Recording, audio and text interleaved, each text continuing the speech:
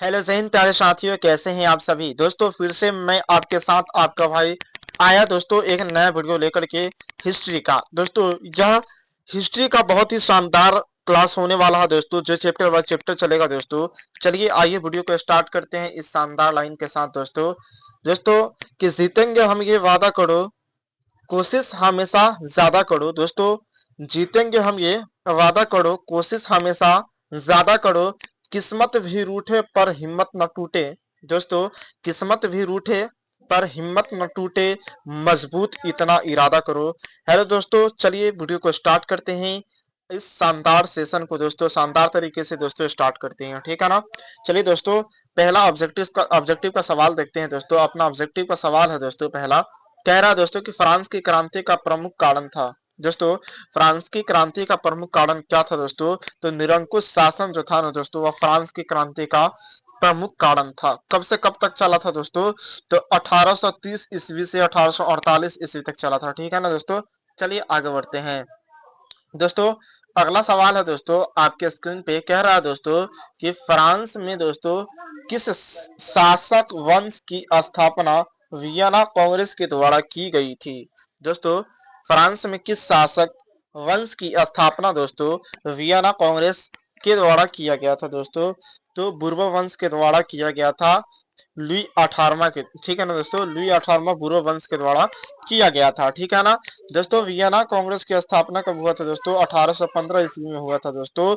इसका अध्यक्षता किसका था दोस्तों? मेटरनिख का अध्यक्षता में किया गया था, ठीक है ना दोस्तों। उद्देश्य क्या था दोस्तों? तो पुरातन व्यवस्था का उद्देश्य था, ठीक है। चलिए आगे बढ़ते हैं दोस्तों, अगला सवाल की तरफ चलते हैं दोस्तों। अगला सवाल आपके स्क्रीन पे है दोस्तों, कह रहा है कि नेपोलियन संहिता किस वर्ष लागू की गई थी दोस्तों? नेपोलियन संहिता जो है वह किस वर्ष लागू किया गया था दोस्तों? तो 1804 ईस्वी में किया गया था, सम्राट के द्वारा। किसके द्वारा दोस्तों? सम्राट के द्वारा किया गया था नेपोलियन संहिता लागू, ठीक है ना, 1804 ईस्वी में। चलिए दोस्तों आगे बढ़ते हैं, अगले सवाल की तरफ चलते हैं दोस्तों। अगला सवाल आपके स्क्रीन पे दिख रहा होगा दोस्तों कि वियना सम्मेलन कांग्रेस का अध्यक्ष दोस्तों कौन था? यानी वियना सम्मेलन दोस्तों कांग्रेस का अध्यक्ष कौन था दोस्तों? तो मेटरनिख था दोस्तों। कौन था? मेटरनिख था, ठीक है ना। चलिए आगे बढ़ते हैं दोस्तों। दोस्तों अगला सवाल आपके स्क्रीन पे है कि मेटरनिख व्यवस्था का उद्देश्य क्या है? दोस्तों मेटरनिख व्यवस्था का उद्देश्य क्या था दोस्तों? तो पुरातन व्यवस्था का की पूर्ण स्थापना करना दोस्तों क्या था दोस्तों? मेटरनिख व्यवस्था का उद्देश्य, मेन उद्देश्य क्या था दोस्तों? तो पुरातन व्यवस्था को पुनर्स्थापना करना, ठीक है ना। ऑप्शन सी इसका राइट आंसर हो जाएगा। चलिए भैया आगे बढ़ते हैं, अगले सवाल की तरफ चलते हैं। छठा नंबर सवाल आपके स्क्रीन पे होगा दोस्तों, कह रहा है कि मेटरनिख कौन था? बहुत ही मस्ट बी सवाल है दोस्तों कि मेटरनिख आखिर कौन था दोस्तों? तो मेटरनिख एक ऑस्ट्रेलिया का चांसलर था। क्या था दोस्तों? ऑस्ट्रेलिया का चांसलर था। राजा भी बोल सकते हैं, सम्राट भी दोस्तों, या फिर चांसलर या फिर जार भी। रूस का राजा को क्या कहा जाता है दोस्तों? तो जार कहा जाता है। क्या कहा जाता है? जार कहा जाता है। प्रजा किसको कहा जाता है? तो दोस्तों वहां के रहने वाले नागरिक को कहा जाता है प्रजा, जनता, ठीक है दोस्तों। चलिए आगे बढ़ते हैं दोस्तों। अगला सवाल आपके स्क्रीन पे है दोस्तों, कह रहा है कि किसने कहा था दोस्तों फ्रांस जब छींकता है तो बाकी यूरोप को सर्दी जुकाम हो जाता है? दोस्तों बहुत ही मस्ट बी प्रश्न है दोस्तों। मेटरनिख ने कहा था दोस्तों कि फ्रांस जब छींकता है ना दोस्तों, तो बाकी यूरोपियन को क्या हो जाता है? सर्दी जुकाम हो जाता है, ठीक है ना। कौन कहा था? तो मेटरनिख ने कहा था, ठीक है ना दोस्तों। मेटरनिख कौन है दोस्तों? तो ऑस्ट्रेलिया का चांसलर है, ठीक है ना, या फिर राजा भी कह सकते हैं, ठीक है। चलिए आगे बढ़ते हैं दोस्तों। अगला सवाल है दोस्तों आपके स्क्रीन पे, कह रहा है दोस्तों कि नेपोलियन कोड में कुल कितने कोड थे दोस्तों? बहुत ही मस्ट वीवीआई प्रश्न है दोस्तों। कह रहा है कि नेपोलियन कोड में कुल कितने कोड थे दोस्तों? तो कुल 5 कोड थे। कितने कोड थे दोस्तों? 5 कुल थे, ठीक है ना। चलिए आगे बढ़ते हैं दोस्तों। अगला सवाल आपके स्क्रीन पे दिख रहा होगा दोस्तों, कहा जा रहा है दोस्तों कि रोमानिवाद क्या है दोस्तों? रोमानिवाद क्या है यह पूछा गया है दोस्तों। तो दोस्तों रोमानिवाद एक सांस्कृतिक आंदोलन है। क्या दोस्तों? सांस्कृतिक आंदोलन। दोस्तों रोमानिवाद का शुरुआत किसने किया था दोस्तों? तो नेपोलियन बोनापार्ट ने किया था। कौन किया था दोस्तों?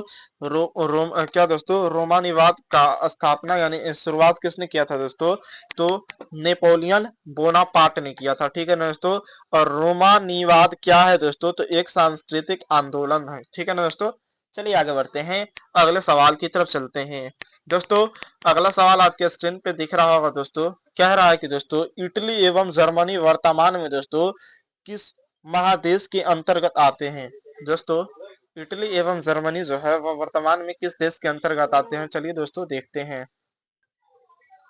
दोस्तों इसका राइट आंसर हो जाएगा यूरोप। क्या होगा दोस्तों? यूरोप हो जाएगा। यानी कि इटली एवं जर्मनी वर्तमान में दोस्तों किस महादेश में आते हैं दोस्तों? तो यूरोप महादेश में आते हैं, है ना दोस्तों? सी इसका राइट आंसर हो जाएगा। चलिए दोस्तों आगे बढ़ जाते हैं, अगले सवाल की तरफ चलते हैं। दोस्तों अगला सवाल आपके स्क्रीन पे है। कह रहा है दोस्तों कि मारियान किस देश के राष्ट्रवाद का प्रतीक था? दोस्तों मारियान किस देश के राष्ट्रवाद का प्रतीक था दोस्तों? तो फ्रांस के फ्रांस राष्ट्रीय क्या दोस्तों राष्ट्रवाद का प्रतीक था। ठीक है ना दोस्तों? चलिए आगे बढ़ते हैं, अगले सवाल की तरफ चलते हैं। दोस्तों अगला सवाल आपके स्क्रीन पे दिख रहा होगा दोस्तों कि राष्ट्रवाद की अवधारणा का जन्म दोस्तों किस घटना से माना जाता है? दोस्तों राष्ट्रवाद की अवधारणा का जन्म दोस्तों किस घटना से माना जाता है दोस्तों? तो पुनर्जन क्या दोस्तों क्या है? पुनर्जनगरण। ठीक है दोस्तों? पुनर्जनगरण अवधारणा के जन्म दोस्तों घटना से माना जाता है। किस घटना से दोस्तों? तो पुनर्जागरण से। ठीक है ना दोस्तों? चलिए आगे बढ़ते हैं, ऑप्शन ए इसका राइट आंसर हो जाएगा। ठीक है ना दोस्तों? चलिए दोस्तों आगे बढ़ते हैं। दोस्तों अगला सवाल आपके स्क्रीन पे है दोस्तों। अगला सवाल कह रहा है दोस्तों, क्या कह रहा है दोस्तों? कह रहा है कि वियना कांग्रेस कब हुआ था? दोस्तों वियना कांग्रेस कब हुआ था दोस्तों? तो 1815 ईस्वी को हुआ था। कब हुआ था दोस्तों? 1815 ईस्वी को हुआ था। ठीक है ना दोस्तों? वाटरलू का युद्ध कब हुआ था दोस्तों? तो कह सकते हैं दोस्तों कि वियना कांग्रेस कब हुआ था? तो 1815 ईस्वी को हुआ था दोस्तों। ठीक है ना? ऑप्शन ए इसका राइट आंसर हो जाएगा। ठीक है, चलिए आगे बढ़ते हैं दोस्तों, अगले सवाल की तरफ चलते हैं। अगला सवाल दोस्तों आपके स्क्रीन पे है दोस्तों। कह रहा है दोस्तों कि 1830 की क्रांति के बाद दोस्तों फ्रांस में किस प्रकार का शासन स्थापित हुआ था? दोस्तों 1830 की क्रांति के बाद दोस्तों फ्रांस में किस प्रकार का शासन स्थापित हुआ था दोस्तों? तो संवैधानिक राजतंत्र स्थापित हुआ था। ठीक है ना दोस्तों? संवैधानिक राजतंत्र स्थापित हुआ था 1830 की क्रांति के बाद। ठीक है, ऑप्शन बी इसका राइट आंसर हो जाएगा। चलिए आगे बढ़ते हैं दोस्तों, 15 नंबर सवाल की तरफ चलते हैं। 15 नंबर सवाल आपके स्क्रीन पे है दोस्तों। कह रहा है दोस्तों कि एक्ट ऑफ यूनानिस क्या दोस्तों? यूनियन, एक्ट ऑफ यूनियन किस वर्ष पारित हुआ? दोस्तों एक्ट ऑफ यूनियन किस वर्ष पारित हुआ दोस्तों? तो 1707 ईस्वी में दोस्तों पारित हुआ था। क्या पारित हुआ था दोस्तों? तो एक्ट ऑफ यूनियन। ठीक है ना? एक्ट ऑफ यूनियन है दोस्तों 1707 ईस्वी में पारित हुआ था। ठीक है, चलिए आगे बढ़ते हैं, अगले सवाल की तरफ चलते हैं। दोस्तों अगला सवाल आपके स्क्रीन पे दिख रहा होगा दोस्तों। यंग यूरोप का संस्थापक कौन था? दोस्तों यंग यूरोप का संस्थापक कौन था दोस्तों? तो मिजनी था।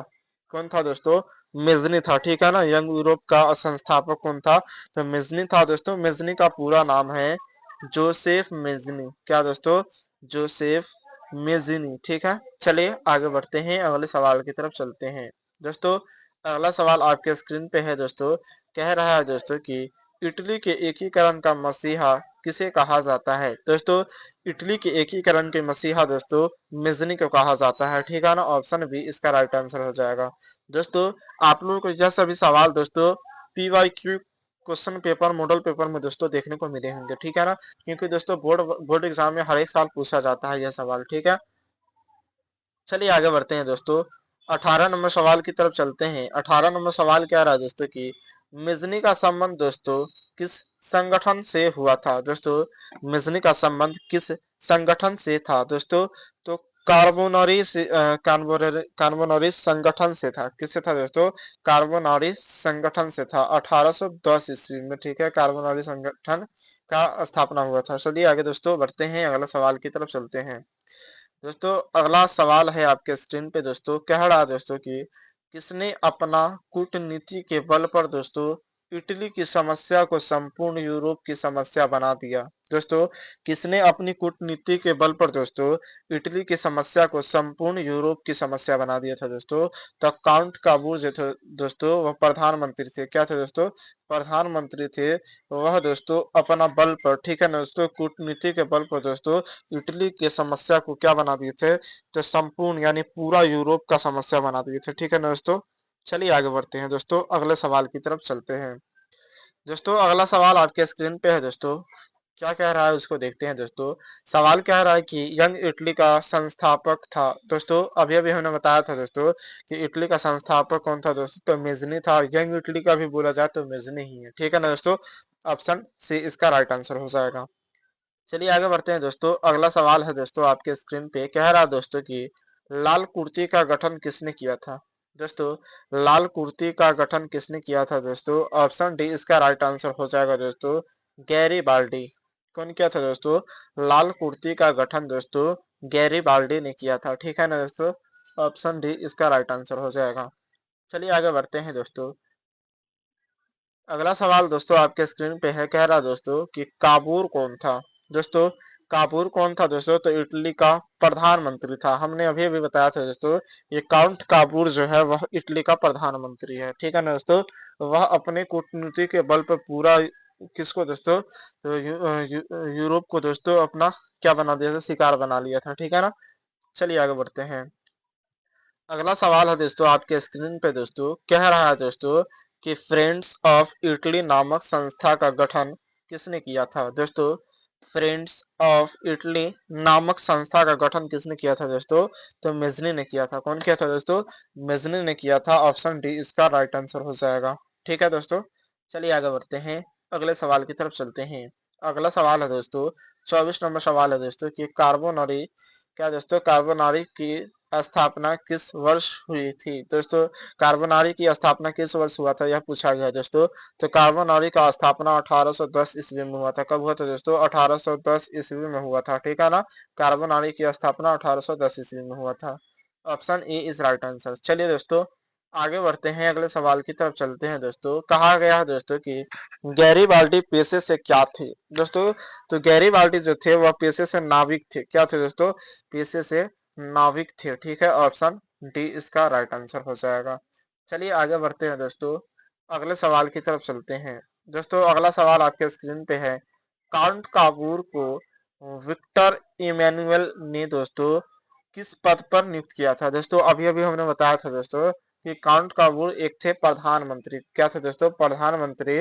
और विक्टर इमैनुअल जो थे ना दोस्तों, उनको प्रधानमंत्री के पद पर नियुक्त किए थे। किनको? तो काउंट काबूर के किए थे। ठीक है, ऑप्शन सी इसका राइट आंसर हो जाएगा।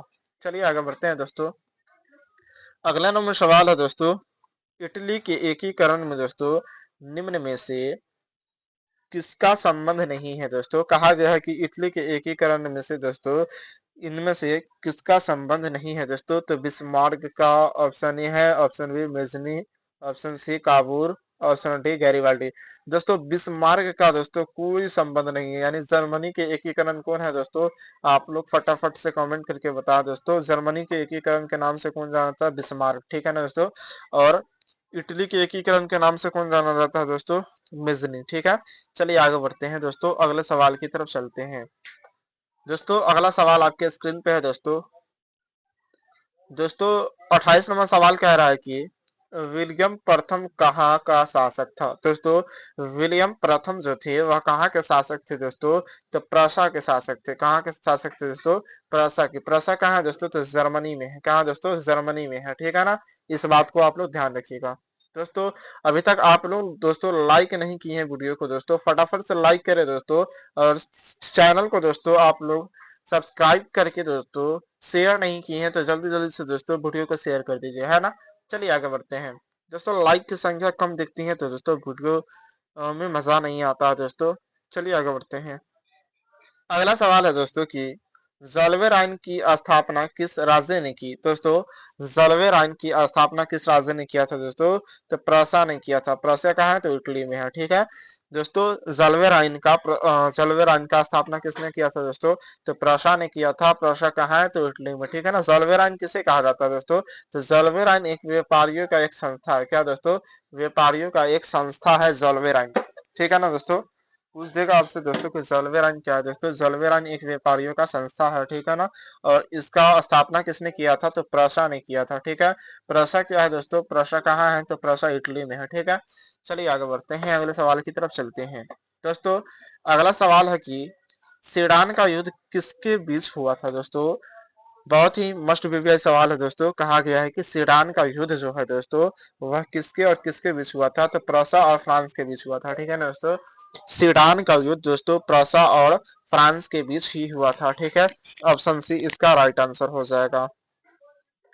दोस्तों आगे बढ़ने से पहले आप सभी से रिक्वेस्ट करते हैं दोस्तों, फटाफट से चैनल पे नए हैं तो चैनल को सब्सक्राइब कीजिए और बेल आइकन को प्रेस कर दीजिए, है ना दोस्तों। हम रोजाना दोस्तों आपके लिए वीडियो डालते रहते हैं।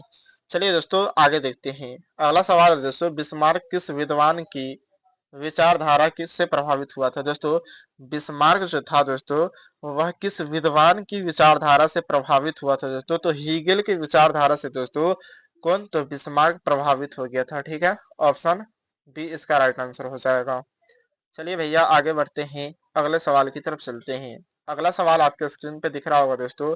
कह रहा है कि जर्मनी एवं इटली के एकीकरण के विरुद्ध निम्न में से कौन था दोस्तों? जर्मनी एवं इटली के एकीकरण के विरुद्ध निम्न में से कौन था दोस्तों? तो इंग्लैंड विरुद्ध में नहीं था दोस्तों, ना रूस विरुद्ध में था, ना प्रसा था दोस्तों। ऑस्ट्रेलिया जो था वह जर्मनी एवं इटली के एकीकरण के विरुद्ध में था, ठीक है ना दोस्तों। जर्मनी और इटली के एकीकरण के विरुद्ध में था, ठीक है। कौन था? तो ऑस्ट्रेलिया था, ठीक है। चलिए आगे बढ़ते हैं दोस्तों। अगला सवाल आपके स्क्रीन पे है दोस्तों। कह रहा है दोस्तों कि नेपोलियन ने जर्मनी में दोस्तों किस संघ की स्थापना किया था दोस्तों? नेपोलियन ने दोस्तों जर्मनी में किस संघ की स्थापना किया था दोस्तों? तो राइन संघ की स्थापना किया था। किस संघ की दोस्तों? राइन संघ की स्थापना किया था, जिसे दोस्तों जर्मन राइन राज्य भी कहते हैं, ठीक है दोस्तों। जर्मन राइन राज्य भी कहा जाता है, ठीक है। चलिए आगे बढ़ते हैं दोस्तों। 34 नंबर सवाल आपके स्क्रीन पे दिख रहा होगा दोस्तों। कह रहा है कि किस युद्ध के बाद दोस्तों जर्मनी का एकीकरण हुआ दोस्तों? किस युद्ध के बाद दोस्तों जर्मनी का एकीकरण हुआ दोस्तों? तो सीडान युद्ध के बाद दोस्तों जर्मनी का एकीकरण हुआ था, ठीक है ना दोस्तों। संधि किसके द्वारा हुआ था दोस्तों? तो फ्रैंकफर्ट की संधि। दोस्तों आपसे पूछा जाएगा कि किस युद्ध के बाद दोस्तों जर्मनी का एकीकरण हुआ दोस्तों? तो सेडान युद्ध के बाद दोस्तों जर्मनी का एकीकरण हुआ। संधि किससे हुआ दोस्तों? किसका संधि हुआ था दोस्तों? तो फ्रैंकफर्ट की संधि हुआ था, ठीक है। चलिए आगे बढ़ते हैं। 35 नंबर सवाल है दोस्तों आपके स्क्रीन पे। कह रहा है दोस्तों कि जर्मनिया क्या दोस्तों? जर्मनी की क्या थी दोस्तों? जर्मनिया क्या थी, यह सवाल किया गया दोस्तों। तो जर्मनिया क्या थी दोस्तों? जर्मनिया एक क्या थी दोस्तों? जर्मन राष्ट्र का प्रतीक था। जर्मनिया क्या था दोस्तों? जर्मनिया क्या था दोस्तों? तो जर्मनिया क्या था दोस्तों? जर्मन राष्ट्र की प्रतीक थी, ठीक है ना। ऑप्शन बी इसका राइट आंसर हो जाएगा। चलिए दोस्तों आगे बढ़ते हैं दोस्तों। 36 नंबर सवाल कह रहा है दोस्तों कि जर्मनी का एकीकरण कब पूरा हुआ था दोस्तों? जर्मनी का एकीकरण कब पूरा हुआ था दोस्तों? 1871 ईस्वी में हुआ था। कब पूरा हुआ था दोस्तों? 1871 ईस्वी में पूरा हुआ था, फ्रैंकफर्ट की संधि, ठीक है ना दोस्तों। जर्मनी का एकीकरण कब पूरा हुआ था दोस्तों? या फिर दोस्तों फ्रैंकफर्ट की संधि कब पूरा हुआ था? तो 1861 ईस्वी में, ठीक है। 1871 ईस्वी में कब हुआ था दोस्तों? 1871 ईस्वी में, ठीक है। चलिए आगे बढ़ते हैं दोस्तों। अगला सवाल की तरफ चलते हैं। अगला सवाल है दोस्तों, जॉल्वेराइन एक संस्था थी दोस्तों। अभी अभी हम बताए थे दोस्तों कि जॉल्वेराइन जो थी दोस्तों वह व्यापारियों की संस्था थी। किसकी संस्था थी दोस्तों? व्यापारियों की संस्था थी। ऑप्शन बी इसका राइट आंसर हो जाएगा। चलिए दोस्तों आगे बढ़ते हैं। अगला सवाल कह रहा है दोस्तों कि सेडान के युद्ध में दोस्तों किसकी पराजय हुई दोस्तों? सेडाओ के युद्ध में दोस्तों किसकी पराजय हुई दोस्तों? तो ऑस्ट्रेलिया की पराजय हुई थी, यानी हार हुई थी, ठीक है ना। चलिए दोस्तों आगे बढ़ते हैं दोस्तों। नेक्स्ट सवाल है आपके स्क्रीन पे। कह रहा है दोस्तों कि विश्व मार्ग क्या था दोस्तों?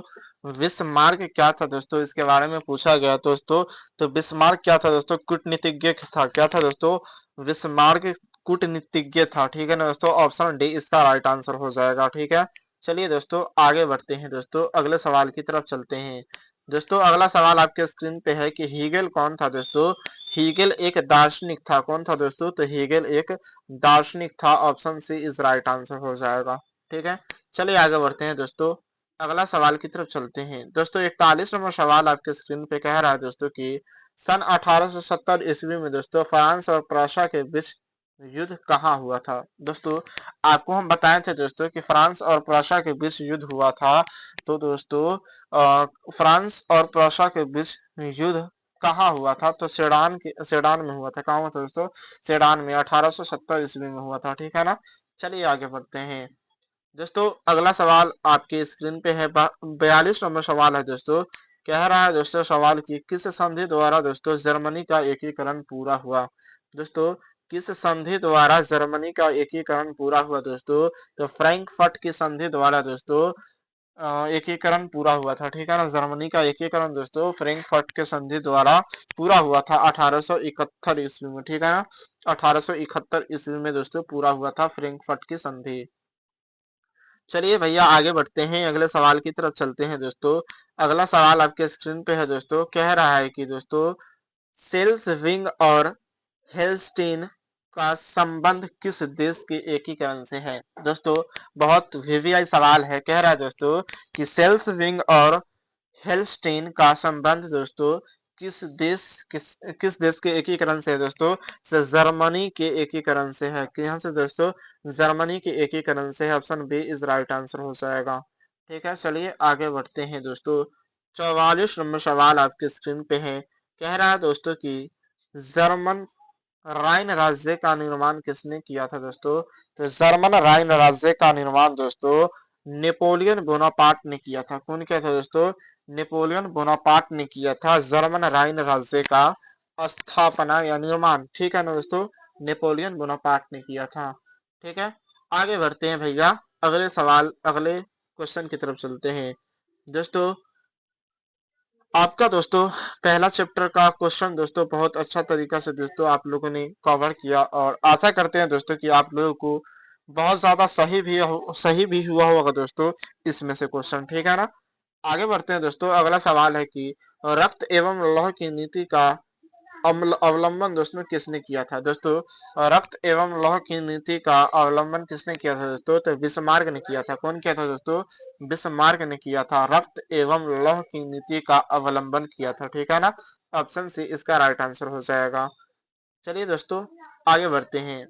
अगला सवाल दोस्तों आपके स्क्रीन पे कह रहा है दोस्तों कि फ्रैंकफर्ट का संधि कब हुआ था। अभी अभी हमने बताया दोस्तों कि फ्रैंकफर्ट की संधि दोस्तों यानी कि एकीकरण संपन्न हुआ था दोस्तों 1871 ईस्वी में। ठीक है ना, फ्रैंकफर्ट की संधि दोस्तों कब तक हुआ था दोस्तों? तो 1871 ईस्वी तक हुआ था। ठीक है, ऑप्शन डी इसका राइट आंसर हो जाएगा। चलिए आगे बढ़ते हैं भैया, आगे सवाल की तरफ चलते हैं। अगला सवाल है दोस्तों आपके स्क्रीन पे। कह रहा है दोस्तों कि सेडान का युद्ध हुआ था। दोस्तों अभी हमने बताया था कि सेडान का युद्ध 1870 ईस्वी में किसके बीच हुआ था दोस्तों? फ्रांस और यूरोप के बीच में हुआ था। ठीक है ना, सेडान का युद्ध कब हुआ था दोस्तों? 1876 ईस्वी से 1870 ईस्वी तक ना दोस्तों। चलिए आगे बढ़ते हैं। अगला सवाल है दोस्तों आपके स्क्रीन पे। सवाल कह रहा है दोस्तों कि जर्मनी के एकीकरण का प्रमुख वास्तुकार कौन था। दोस्तों जर्मनी के एकीकरण का प्रमुख वास्तुकार कौन था दोस्तों? तो बिस्मार्क था। कौन था दोस्तों? बिस्मार्क था। ऑप्शन डी इसका राइट आंसर हो जाएगा। दोस्तों नेक्स्ट सवाल की तरफ चलते हैं।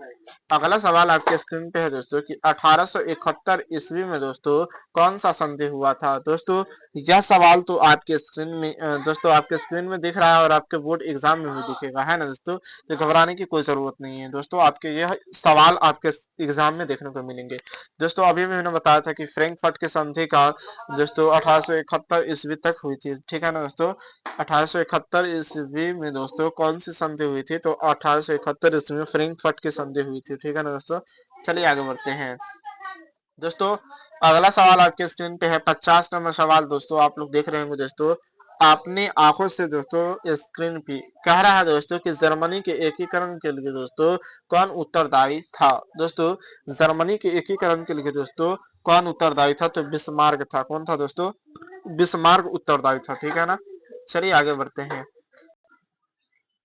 दोस्तों। अगला सवाल आपके स्क्रीन पे है, कह रहे हैं दोस्तों कि यूरोप का मरीज किसे कहा जाता है? दोस्तों बहुत ही मस्ट बेबी सवाल है दोस्तों। यूरोप का मरीज किसे कहा जाता है ना दोस्तों? कहा गया है कि यूरोप का मरीज किसे कहा जाता है दोस्तों? आपका राइट आंसर होगा दोस्तों तुर्की, ठीक है ना दोस्तों। तुर्की को कहा जाता है यूरोप का मरीज, ठीक है ना दोस्तों। तुर्की कहा है दोस्तों? तो यूनान, यूनान के लोगों को, ठीक है दोस्तों। चलिए आगे बढ़ते हैं दोस्तों। दोस्तों अगला सवाल आपके स्क्रीन पे है दोस्तों, कह रहा है कि क्या कह रहा है दोस्तों? कह रहा है कि यूरोप वासियों के लिए दोस्तों किस देश का साहित्य एवं विज्ञान दोस्तों प्रेरणा का स्रोत रहा है? दोस्तों यूरोप वासियों के लिए किस देश का साहित्य दोस्तों साहित्य एवं विकास प्रेरणा का स्रोत रहा दोस्तों? तो यूनान देश के लोगों के लिए दोस्तों क्या रहा है दोस्तों? यूनान जो है दोस्तों यूरोप वासियों के लिए साहित्य एवं विज्ञान के क्षेत्र में दोस्तों प्रेरणा स्रोत रहा है। कौन देश रहा है? तो यूनान रहा है, ठीक है ना। यूरोप वासियों के लिए, ठीक। ऑप्शन बी इसका राइट आंसर होगा। दोस्तों अगला सवाल आपके स्क्रीन पे है, कह रहा है दोस्तों कि यूनान के स्वतंत्रता संग्राम, क्या दोस्तों? यूनान के स्वतंत्रता संग्राम में दोस्तों किसकी पराजय हुई? दोस्तों मस्ट भी यही सवाल है, कह रहा है दोस्तों कि यूनान के स्वतंत्रता संग्राम में दोस्तों किसकी पराजय हुई थी? यह सवाल किया गया है ना दोस्तों। आपका राइट आंसर होगा ऑप्शन बी हो जाएगा दोस्तों तुर्की की, ठीक है ना दोस्तों। किसकी दोस्तों? तो तुर्की की दोस्तों, ठीक है ना, पराजय हो गई थी। किसके स्वतंत्रता संग्राम में दोस्तों? यूनान के स्वतंत्रता यूनान के दोस्तों स्वतंत्रता संग्राम में दोस्तों किसका? तुर्की का दोस्तों क्या हो गया था दोस्तों? तो पराजय हो गई थी, ठीक है ना। चलिए आगे बढ़ते हैं दोस्तों। अगला सवाल आपके स्क्रीन पे कह रहा है दोस्तों, कह रहा है दोस्तों कि 1829 ईस्वी की एड्रियानोपुल, क्या दोस्तों? एड्रियानोपुल की संधि दोस्तों किस देश के साथ हुई? यानी 1829 ईस्वी की एड्रियानोपुल दोस्तों की संधि हुआ था दोस्तों, वह किस देश के साथ हुआ था दोस्तों? तो रूस के साथ हुआ था। किसके साथ हुआ था दोस्तों? रूस के साथ, यानी option A is right answer हो जाएगा इसका, ठीक है दोस्तों। फटाफट से इस चैनल पे दोस्तों नए हैं तो चैनल को सब्सक्राइब कर लीजिए और बेल आइकन को प्रेस करके दोस्तों वीडियो को लाइक कर दीजिए, है ना। चलिए आगे बढ़ते हैं दोस्तों। अभी तक आप लोगों ने प्ले लिस्ट से जाकर के दोस्तों वीडियो नहीं देखा तो वहां से जाकर के वीडियो देख ले दोस्तों। चैप्टर बाय चैप्टर दोस्तों आपको वीडियो देखने को मिल जाएगा। दोस्तों आपका अगला सवाल है कि यूरोपीय सभ्यता का क्या दोस्तों पालना किस देश को कहा जाता है? दोस्तों यूरोपीय सभ्यता का पालना दोस्तों किस देश को कहा जाता है? तो यूनान देश को कहा जाता है, ठीक है ना दोस्तों। यूरोपीय सभ्यता का पालना दोस्तों यूनान के दोस्त को कहा जाता है, ठीक है दोस्तों। 55 क्वेश्चन यहाँ तक दोस्तों कंप्लीट हो चुका है। 5 क्वेश्चन और बचा होगा दोस्तों। चलिए उसको हम लोग कंप्लीट करते हैं दोस्तों। अगला सवाल आपके स्क्रीन पे कह रहा है दोस्तों कि हंगरी की भाषा क्या थी? दोस्तों मस्ट भी सवाल है, कह रहा है कि हंगरी की भाषा क्या थी दोस्तों? तो मैग्यार था। क्या था दोस्तों? मैग्यार था दोस्तों, ठीक है ना। हंगरी की भाषा मैग्यार था, ठीक है। ऑप्शन बी इसका राइट आंसर होगा, ठीक है दोस्तों। चलिए आगे बढ़ते हैं, नेक्स्ट सवाल की तरफ चलते हैं। 57 नंबर सवाल आपके स्क्रीन पे है, कह रहा है दोस्तों कि यूरोपीय राष्ट्रवाद से प्रभावित होकर दोस्तों किस भारतीय शासक ने दोस्तों जैकोबिन क्लब की स्थापना की? दोस्तों यूरोपीय राष्ट्रवाद से प्रभावित होकर दोस्तों किस भारतीय शासक ने दोस्तों जैकोबिन क्लब की स्थापना किया था दोस्तों? तो टीपू सुल्तान ने किया था। कौन किया था दोस्तों? टीपू सुल्तान ने दोस्तों यूरोपीय राष्ट्रवाद से प्रभावित होकर के दोस्तों भारतीय शासक कौन थे दोस्तों? तो टीपू सुल्तान थे, ठीक है ना दोस्तों। यह किससे प्रभावित होकर दोस्तों? तो यूरोप से प्रभावित होकर के दोस्तों जैकोबिन क्लब की स्थापना की थे, ठीक है। ऑप्शन बी इसका राइट आंसर होगा, टीपू सुल्तान भारतीय शासक थे, ठीक। चलिए आगे बढ़ते हैं दोस्तों। लास्ट क्वेश्चन बच गया है दोस्तों। कह रहा है कि 19वीं शताब्दी में दोस्तों यूरोप में राष्ट्रवाद के विकास का क्या परिणाम हुआ? दोस्तों 19वीं शताब्दी में यूरोप में राष्ट्रवाद के विकास का क्या परिणाम हुआ, यह पूछा गया दोस्तों। दोस्तों इसका right answer option number D होगा दोस्तों। राष्ट्रीय राज्य की स्थापना में दोस्तों विकास हुआ था, उसका परिणाम यही मिला था। ठीक है, यहाँ पर दोस्तों आपका चैप्टर फर्स्ट हिस्ट्री का पूरा कंप्लीट हो गया क्वेश्चन दोस्तों ऑब्जेक्टिव। ठीक है ना दोस्तों, कल हम आपको यहाँ पर दोस्तों लाएंगे यूट्यूब पे दोस्तों चैप्टर 2 हिस्ट्री का। ठीक है ना, चैप्टर फर्स्ट कंप्लीट हो गया दोस्तों। हमने 58 क्वेश्चन कर लिया दोस्तों, और देखते हैं दोस्तों कि किसका कितना राइट आंसर आया है। ठीक है ना, फटाफट से हमें कमेंट कर देते दोस्तों कि 58 सवाल में से दोस्तों कितना सवाल आपको टकराया है, मैच किया है, और कितना सवाल दोस्तों आप लोग मिस किए हैं। चलिए दोस्तों, फिर मिलते हैं नेक्स्ट वीडियो में दोस्तों। अगले चैप्टर को लेकर आएंगे दोस्तों। अगला चैप्टर है आपका हिस्ट्री का दोस्तों, है अगला चैप्टर समाजवाद एवं साम्यवाद। क्या है दोस्तों? समाजवाद एवं साम्यवाद। ठीक है ना दोस्तों, कार्ल मार्क्स के बारे में हम लोग पढ़ेंगे। ठीक है ना, कार्ल मार्क्स और रॉकी भाई के बारे में। ठीक है, तो फिर मिलते हैं दोस्तों नेक्स्ट वीडियो में, तब तक के लिए बाय दोस्तों, टेक केयर। और अपने क्लास 10th की तैयारी दोस्तों आप लोग जोरदार तरीके से कीजिए, क्योंकि क्लास 10th की तैयारी करने का अब समय बहुत कम बच गया है ना दोस्तों। फिर मिलते हैं नेक्स्ट वीडियो में, तब तक के लिए बाय, टेक केयर, धन्यवाद।